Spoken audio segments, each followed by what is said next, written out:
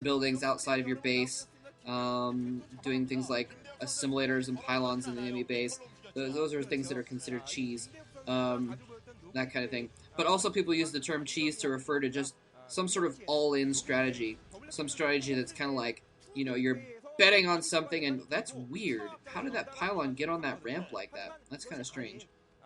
It looked like it was on the ramp, and you can't build on ramps generally, but maybe it's like right next to the ramp, and it's just the way that the squares work.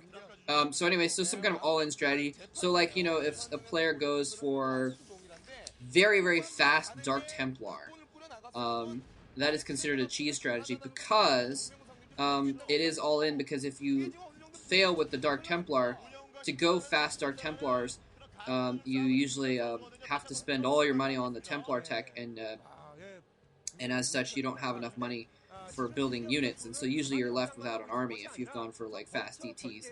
Um, so that's considered a cheese strategy, um, or like a two gate proxy 2 gate rush is also considered cheese because by building your buildings outside of your base and moving them forward, you're rushing to get those fast enough that you don't have enough money for any real army otherwise, and usually get rolled over. So that's what cheese means.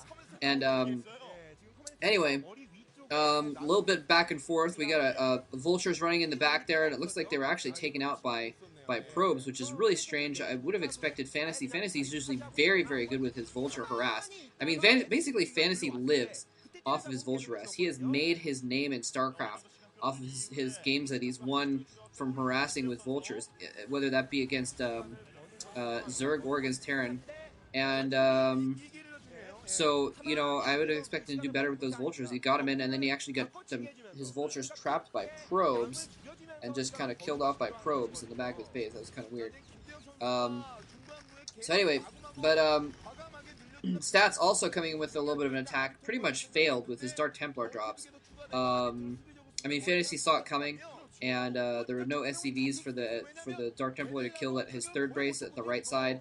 And once he got into the main base, he's had comset for a while, so he had plenty of comset energy. It was pretty much uh, it was a distraction tactic more than a real tactic to try and go in for a Dark Templar drop that late in the game when he's sure to have forces around. I don't know, maybe he expected to get a few SCV kills, and I don't know. I don't know exactly what he was planning there.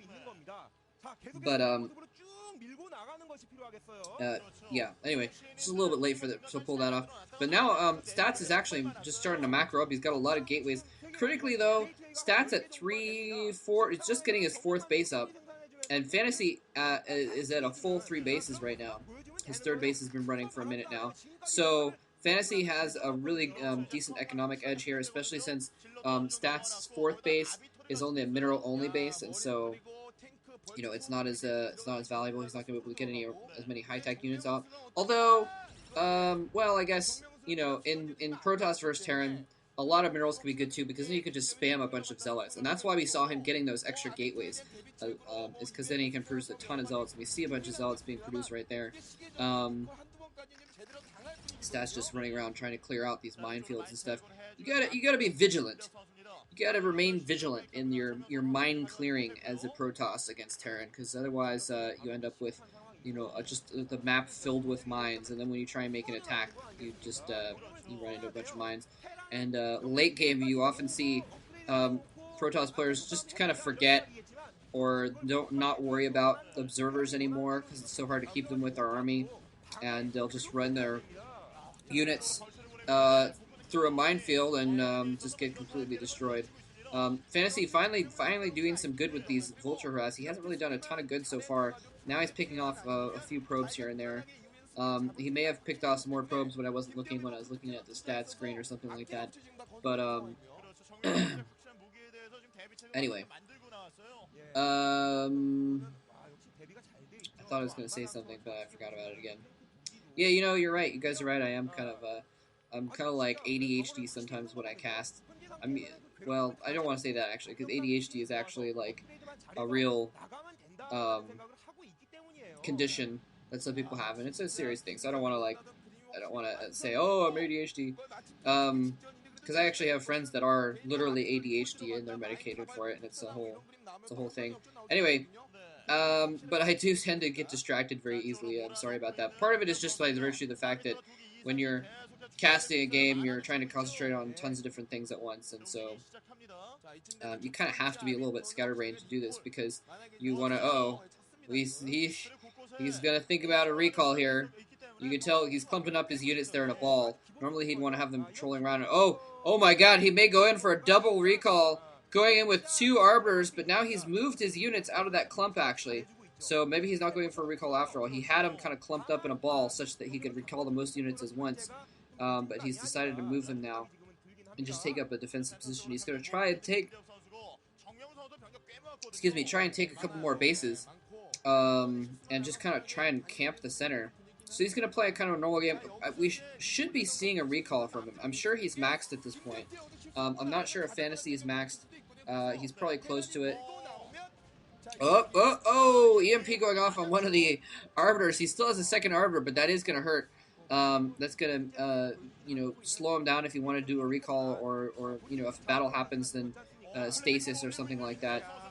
And we're seeing some carrier tech in the background. A second Stargate and a fleet beacon going down in the very, very back. Wow, we could be seeing some carriers coming out to support this army. And, carriers can actually, usually you don't see players once they've got arbiters. Usually Protoss will pick just one air unit to go for, and they'll go mass arbiters or they'll go mass carriers. And usually you don't see both. Very rarely do you see both. And Fantasy is just determined to go off these 3 bases and just win off these 3 bases, apparently, because otherwise you'd think we'd see him looking to expand. He may be thinking to... Never mind, okay. He's expanding. How about that? Just kidding. Just kidding. So he is looking to expand to that bottom left position, but it's not a gas expansion, so it's not going to be as valuable anyway.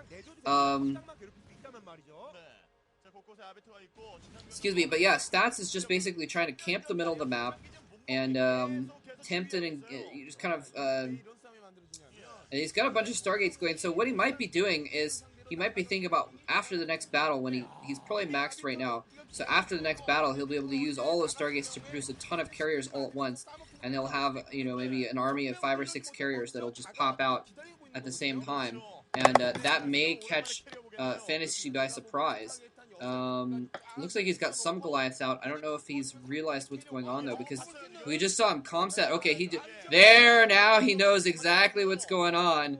Okay, so Fantasy definitely knows what's going on. Is going to be able to prepare for this in time. What he did is he scanned the main base. He was trying to check for that kind of tech, just see what was going on. And what he may have done, actually, is he scanned the main base there, and... preemptive stasis, by the way, going in there and stasising that vessel so he can't get EMP'd, just to try and hold things off long enough. The Protoss in this position, it's better for the Protoss to have things stay idle for as long as possible, because right now Stats is going off of 1, 2, 3, 4, 5, 6 bases. He got 6 bases, maybe 4 of them are mining. He's actually going to try and go in here for an attack. Very, very bad place to attack.